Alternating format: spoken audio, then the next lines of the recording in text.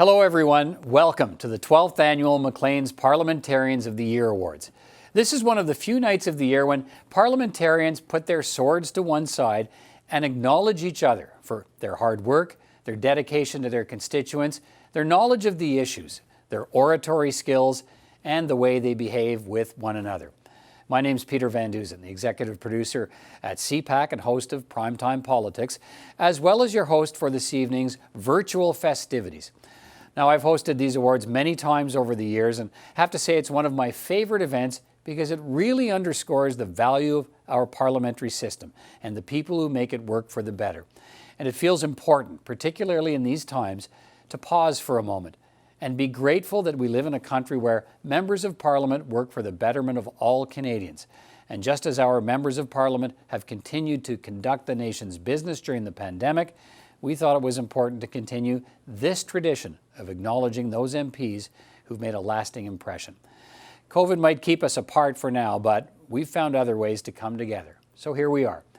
I'd like to thank our partners who make this event possible, our gold sponsor, the Canadian Wireless Telecommunications Association, and our silver sponsors, the Business Development Bank of Canada and CPAC. Okay, let's get right to the program. My first happy task is to introduce the Honourable Anthony Rota, the 37th Speaker of the House of Commons, to make the traditional Speaker's toast to get us started. Here's a little known fact about Speaker Rota. He built a computer with a friend in 1985, just 10 years after Bill Gates launched Microsoft. So it turns out it might have been just the perfectly qualified speaker to bring Canada's first virtual parliament into being during the pandemic. And tonight, he gets us started with a virtual toast. Speaker Rota, over to you. Fellow parliamentarians, ladies and gentlemen of the press, mesdames et messieurs, je suis très heureux d'être des vôtres en cette soirée si spéciale où vous rendez honneur aux députés les plus exceptionnels et les plus méritoires. Thank you for inviting me to the most glittering virtual event of my social calendar. I know that some speakers who came before me had trouble making themselves heard in this event. So, while I would have loved to see you all in person, this video recording will at least give me the illusion that you are all listening to me with rapt attention. En personne ou virtuellement, je sais que nous sommes tous prêts à élever nos voix et nos verres au Parlement du Canada et aux parlementaires qui représentent nos concitoyens. Ladies and gentlemen, please raise your glasses in a toast to parliamentarians. Thank you very much, Speaker Rota. Just before we begin the awards process, let me remind you that the winners in all of the categories, they must have received votes not just from inside their own parties, but from MPs from other parties as well. Okay, here we go. Our first award of the evening goes to the MP voted as hardest working by his or her peers. The winner tonight joins an impressive list of previous winners that include Rona Ambrose, Kevin Lamoureux, and Jason Kenney. Now I'd like to call to our virtual stage Robert Giz, President and CEO of the Canadian Wireless and Telecommunications Association. He's also the former Premier of Prince Edward Island. Mr. Giz, welcome.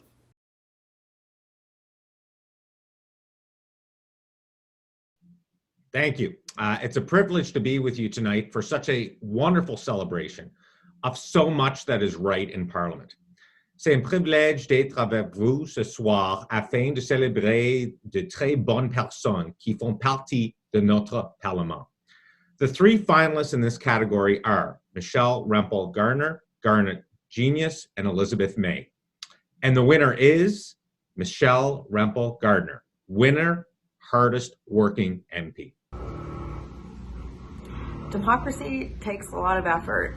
And while it might be my face on the TV or in the House of Commons or my quote in a newspaper, there are so many people who work so hard behind the scenes to help me fight for my community. So to my incredible team of staff, Sean, Barry, Julia, Jill, and Mac, thank you so much. My entire amazing team of volunteers with my riding association, but also to my family, because this job, it's constant, and that means a constant sacrifice of my time with them.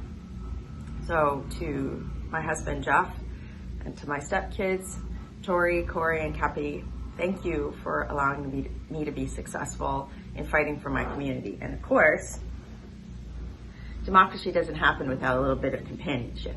So Midas, thank you for keeping Mommy sane. Well, thank you and congratulations to Michelle Rempel-Garner. I have nothing to offer but blood, toil, tears, and sweat. Ask not what your country can do for you, ask what you can do for your country. Can you footnote those lines? Of course you can, because within this crowd, probably more than any other in the country, are students of great political oratory who recognize the power of an argument beautifully stated, or even more powerful still, of an ideal perfectly put. For the record, it was Churchill and John F. Kennedy. Our next award recognizes the parliamentarian who knows how to command a stage and hold the audience, not always an easy task in a virtual parliament, the Best Orator Award. To present this award, I'm going to call on our representative from the Business Development Bank of Canada.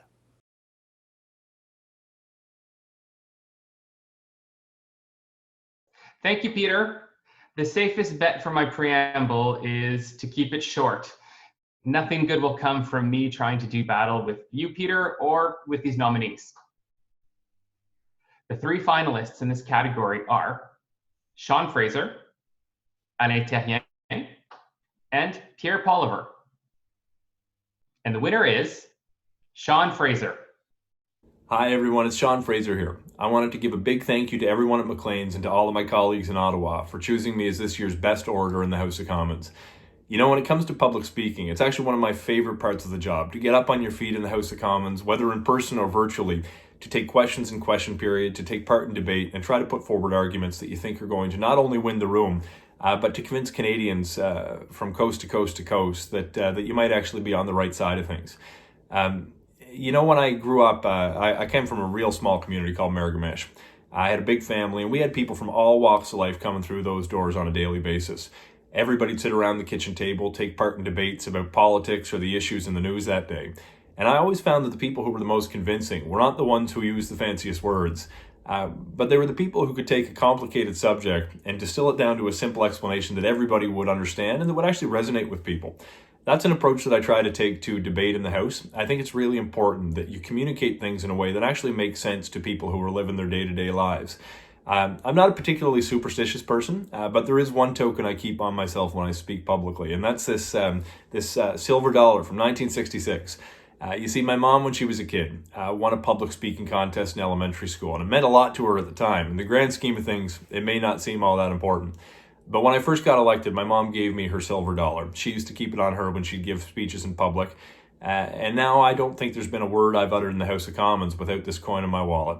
So I want to say thanks to my mom back home, and it reminds me that whatever success I have in public speaking comes from those debates around the kitchen table in Miramichi. Thanks so much to everyone once again at Maclean's and to all of my colleagues. This is a tremendous honor, and I'm very grateful and humbled for the opportunity to take part in the award ceremony this year. Take care, everyone. And congratulations to Sean Fraser. So we move now from the power of speech to the power of civil relationships. And truth be told, there are far more of them on Parliament Hill than the question period cameras would suggest. Our next award will be presented to the MP whose colleagues have voted them most collegial. But first, a word on the Maclean's process surrounding these awards. Maclean's distributes ballots to all 338 MPs. Then there's a many weeks-long process of convincing those MPs, very busy people, to fill them out. Then they email, they call, and they call again. This year, more than 140 ballots were cast, a pretty good return rate, they tell me, particularly considering COVID precautions prevented them from following up in person on Parliament Hill as they have done in the past. The methodology for these awards is published on macleans.ca, as well as in the print magazine published next month. The tallying process is overseen by Springbrook Strategies. So that's that.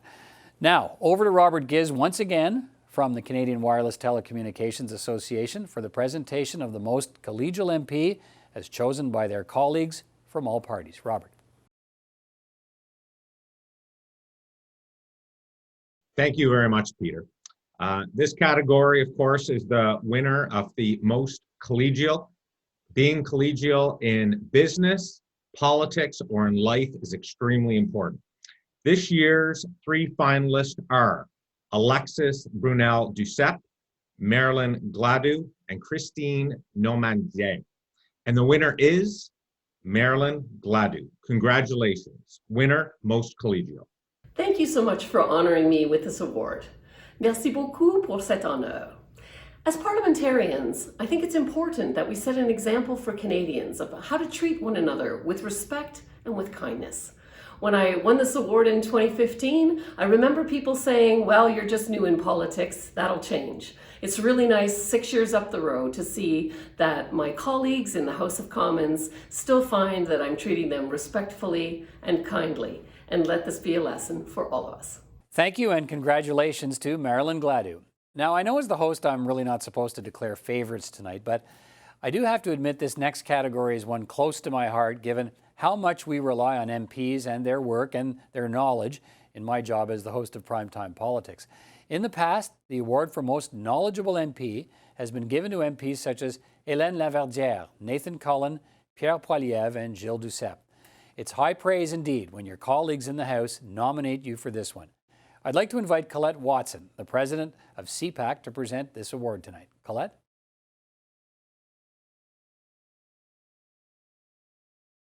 I agree with you, Peter. This is one of the night's biggies. The three finalists in this category are Charlie Angus, Kevin Lamoureux, and Elizabeth May. And the winner is Elizabeth May. Merci mille fois. Je veux dire particulièrement au début un grand merci à tous mes collègues, les députés dans les autres partis qui ont voté pour moi pour cette prix. And of course, thank you to Maclean's magazine and the team that does Parliamentarians of the Year every year. I know it must have been really challenging during COVID to pull this all together.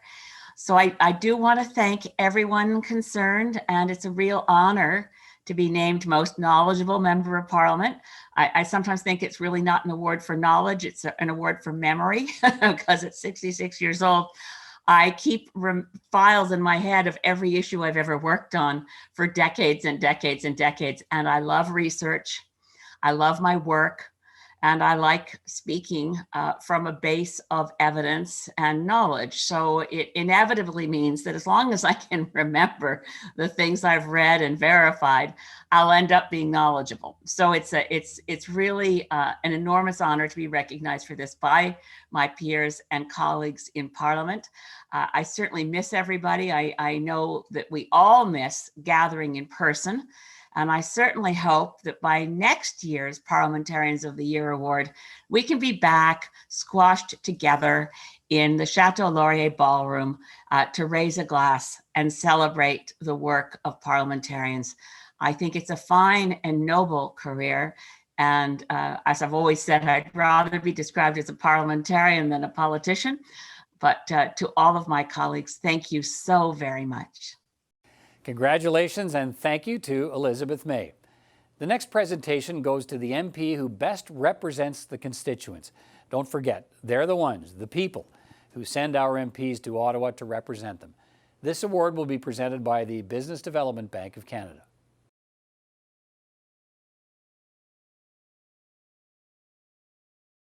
Good evening, everyone.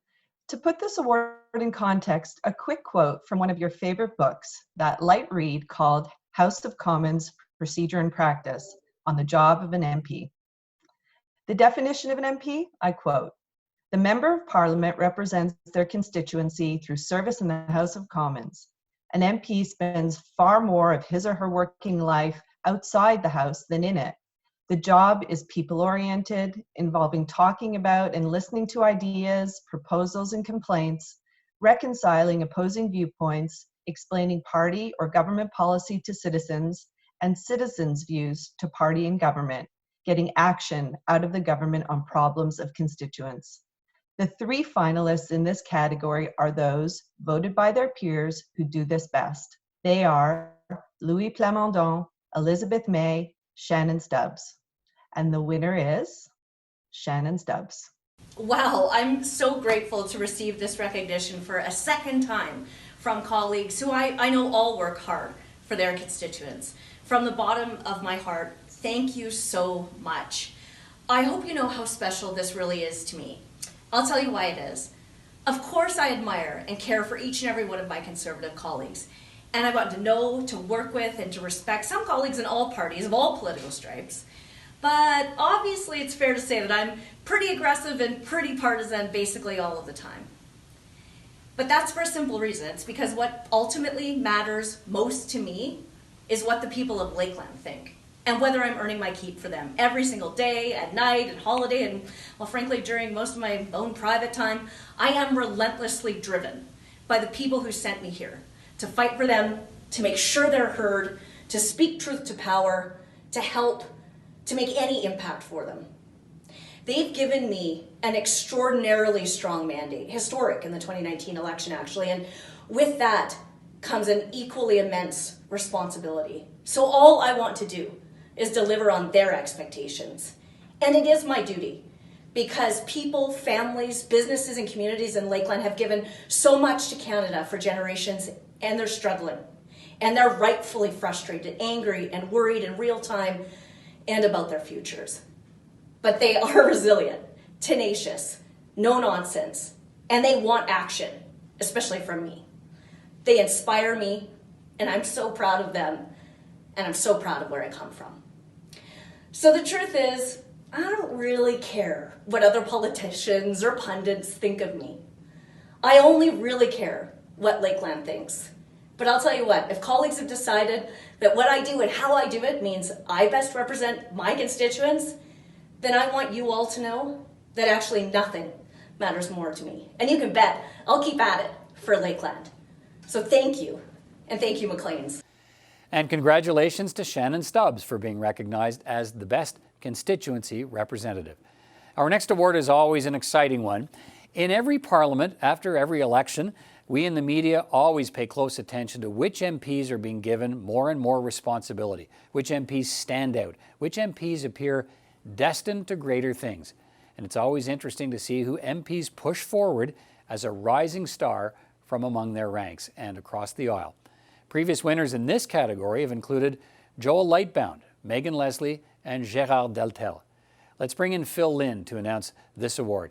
Phil is the chair of CPAC and a lifelong champion of encouraging a greater understanding and awareness of Canadian politics by providing Canadians with a front row seat to our democratic processes. Phil, it's over to you.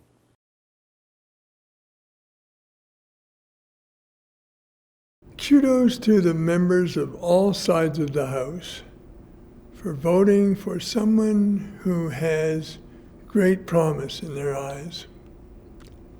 The three finalists in this category are the brightest young stars, and the people who voted for them have great expectations for their future.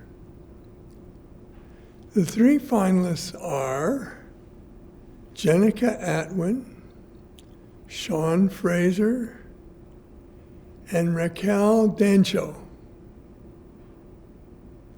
And the winner, and congratulations to, Jenica Atwin. Hi, I'm Jenica Atwin, and I am blown away by this honor. Thank you, thank you, thank you so much. I have to thank my family, my husband, Chris, my two little boys, Ben and Ty. You're everything to me. My friends and family, my mom, my dad, my brothers and sisters. I'm incredibly blessed to be surrounded by so many encouraging people who support me and who have allowed me to, take this challenge on. And thank you to my team, Shannon, Robert, Maryse, Clément, Shelby, Camille, the Tylers. I could never do this alone, and this award is just as much yours as it is mine, and I can't thank you all enough for all that you do to support the work that we all care so much about. And of course, the people of Fredericton, thank you for believing in me, for inspiring me, and for just, giving me the drive to do what we do in Ottawa. Your voice is with me, and it's been heard loud and clear, and that just fills me with so much excitement and optimism.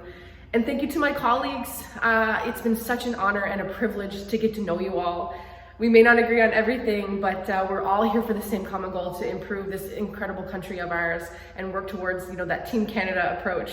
So just again, I'm just filled with gratitude, and it's validation for the hard work that we put in, because we deeply care about this work, as I know the rest of our parliamentarians do. And there's lots more work ahead, so this is just it's going to keep adding that fuel to my fire to keep doing what needs to be done in Ottawa. And thanks again, thank you to Maclean's for this incredible opportunity to shed a light on the work the parliamentarians do. So thank you again. I'm over the moon. Thank you so much. Thank you, Jenica, and congratulations. Our next award is a relatively new category, but a very important one. Think back to the important people in your life who gave freely of their time and counsel to help shape the person you are today. And think of how important it is to pay that forward, to do the same for someone else. MPs get into politics to help people, and what better place to do that than right on Parliament Hill with newcomers from all parties. That's what a great mentor does. The award for Best Mentor has been handed out just twice so far, and both times it's been won by Judy Scrow. Who will win the honor this time? Let's bring back Robert Giz of the Canadian Wireless Telecommunications Association with the name of this year's winner. Robert.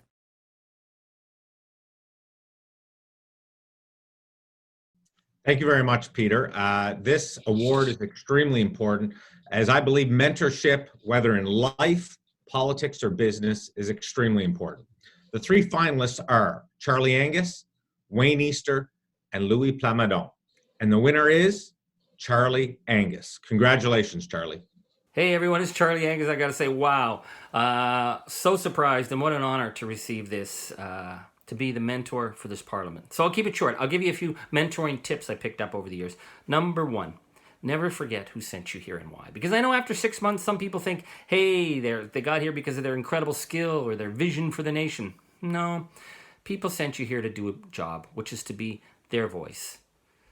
Never forget that. It's a real honor to be the voice for people who have no voice in the halls of power. And at the end of the day, they're going to send you home and send someone else in your place. And that too is good and okay. So that leads me to my second point, which is that the parliamentary system is by its nature partisan and oppositional. You owe your party that bond of loyalty. But don't ever be a sock puppet for the political operatives in the leader's office. Don't trade on your integrity, because that's what you bring to this parliament, and it's what will get you through. Which leads me to point number 3, which is invest in the karma bank. Why is that? Well, because every member of parliament at some point in their career is going to say something really stupid or do something really dumb. But if you've been someone with integrity, if you do your work, if you're seen as someone trying to be fair, and you haven't become a pompous jerk, when you need to make that withdrawal from the karma bank, it will be there. And finally, I want to say, for all its tawdry nature and its shoddy actions sometimes, Parliament matters, and democracy matters, and it is a real honor to be here. So work on your skills. Find an area of expertise that maybe nobody else has. Be a voice for your people. And at the end of the day, to be able to say that you served the people of Canada, well, that's an incredible thing, an incredible gift to be able to say and to have. So that's my tips for mentoring. I look forward to seeing everybody back in the house very soon, so take care. Thank you. Merci. Miigwech. Thank you, and congratulations, Charlie Angus. Now it's time to recognize a parliamentarian whose contributions to democratic life encompass all of the other categories, really. Their body of work is lasting, impactful, and extends well beyond the halls of Parliament, and worthy of our gratitude and celebration. I'd now like to invite Greg Fergus, the MP for the riding of Hull-Aylmer and Parliamentary Secretary to the President of the Treasury Board, to introduce our Lifetime Achievement Award winner. Hi, Greg Fergus, Member of Parliament and Chair of the Parliamentary Black Caucus. Jean Mom Augustine is more than just a leader in Canada's Black community. She should be considered the mother of Confederation. Why? Because she was part of the founding board for the creation of the Caravana Festival, the largest celebration of Black culture in North America. She's the first Black woman to be elected to Parliament, and she's the first Black woman to sit in the federal cabinet. Through her perseverance, February is now considered Canada's Black History Month. I first met Jean after her election in 1993, and through her example and through many conversations, she taught me about doing all you can with the tools that you have. Jean, on behalf of the entire Black Canadian community, Thank you very much for your leadership and for what you've all given us. Hope for the future. Hello. Let me begin by thanking the Editor-in-Chief, Alison Uncles, who has contacted me with the news of this honor. I also want to thank the entire Maclean team. It was 115 years ago that Lieutenant Colonel John Bain Maclean launched his endeavor. And in his words, I read, to entertain, but also inspire.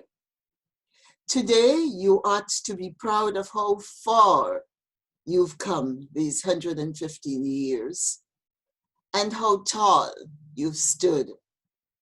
I am proud to be associated with such a great Canadian legacy. I'm also grateful that this is happening in my 83rd year of birth. Of course, my journey has never been about gaining recognition. So then how does a precocious little girl from Happy Hill, St. George's, Grenada, many miles away, many years later, end up with a Maclean's Lifelong Achievement Award at your Parliamentarian of the Year recognition? I also want to say how pleased I am how honored I am to have been joined. I know that last year's nominee was Ethel Blonton Andrews, and I was present at that ceremony, and it was marvelous.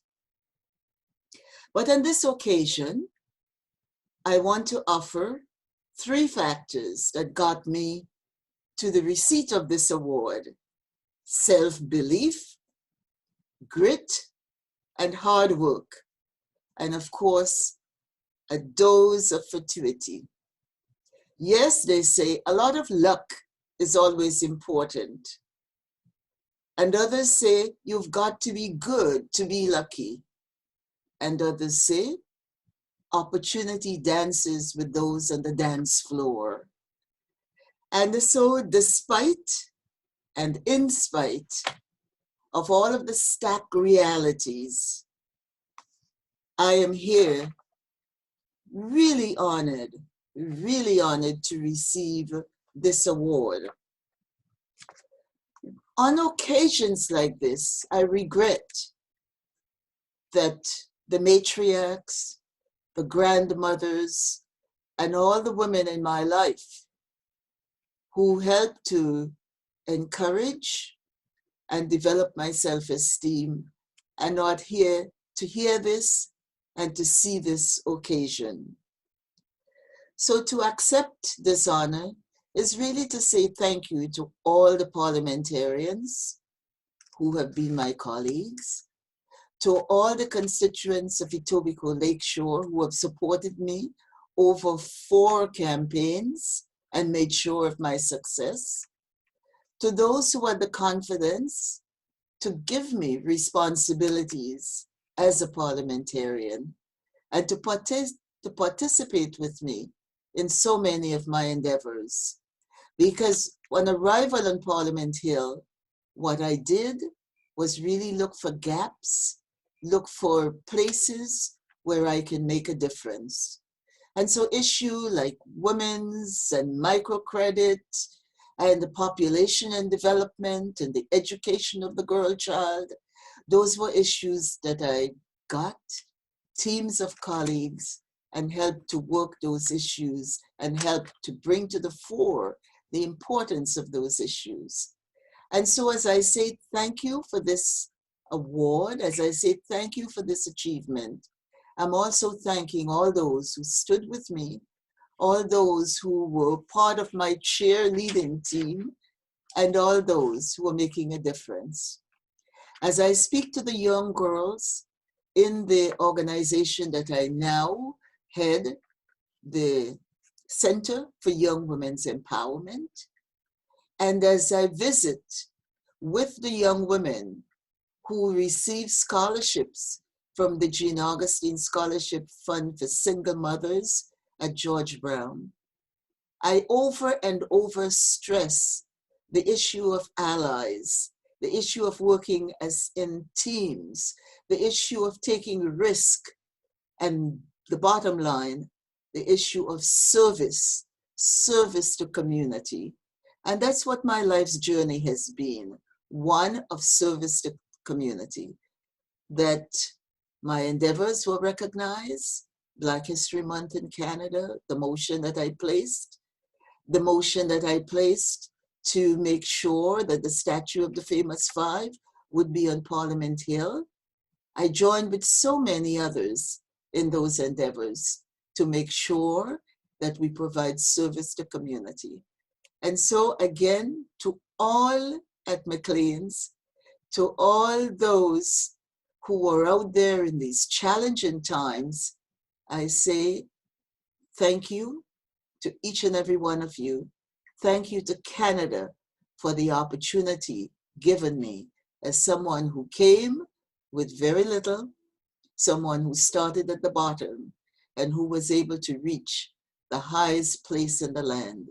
And I say to those who are going into the Parliament of Canada now, that it is so important that we keep in mind that we are in the Parliament of Canada, not for ourselves, not for individual benefits, but really to serve the people of Canada, to serve the constituents who send us to the House of Commons. And so thank you, Maclean, for the inspiration, for the guidance, and for the affirmation that you would acknowledge parliamentarians on an annual basis. Thank you all. Thank you and congratulations to Jean Augustine. Well, now it's time for our final award, the Parliamentarian of the Year. Without bogging us down in methodology at this point, let me just remind you that the weighting system used by Springbrook Strategies, hired by Maclean's to tabulate the votes, means that category winners must have received votes from inside their own party as well as outside their party. I'd like now to invite Ken Hunt, the president and publisher of St. Joseph Media, to come forward to present our final award of the evening for Parliamentarian of the Year. To be named Parliamentarian of the Year, you must have the respect and admiration of your peers on both sides of the aisle. It really is an incredible, incredible honor. Previous winners of the Parliamentarian of the Year have included Elizabeth May, John Baird, Bob Rae, and Erwin Kotler. The three finalists this year are Chrystia Freeland, Pierre Poilievre, and Elizabeth May. And the winner is Chrystia Freeland. To my colleagues in this House, I am so deeply grateful to all of you for awarding me this honor. Tous les membres de cette Chambre ont travaillé si fort cette année pour aider les Canadiens, et je suis tellement fière de nous tous pour l'unanimité que nous avons démontrée face à la pandémie en adoptant les mesures de soutien nécessaires pour protéger les Canadiens et les entreprises canadiennes. And now there is light at the end of the tunnel, with vaccines here and vaccinations underway. And thanks to what we have done in this House, we have an economic safety net in place too. But I think it's important for us to pause and acknowledge how extraordinary the year that passed has been and how long a way we've come since March. Of course, we're all partisans. That's how parliamentary democracy works. And we have big challenges and no doubt fierce debates ahead. But I think overall, this Parliament has risen to the challenge of the moment, and Canadians have too. And I'm confident that all of us will continue to do that for as long as it takes, because that's Canada. I see this as an award for everyone who has worked on our Team Canada response, whether it is in this House, in provinces and territories, in municipalities, in schools, and in homes across our amazing country. Doctors, nurses, cleaners, teachers, first responders, public servants, and those children who have worked so hard to stay safe in school. You have shown Canada at its best. And I hope over the holidays, everyone has had an opportunity to be close to our loved ones.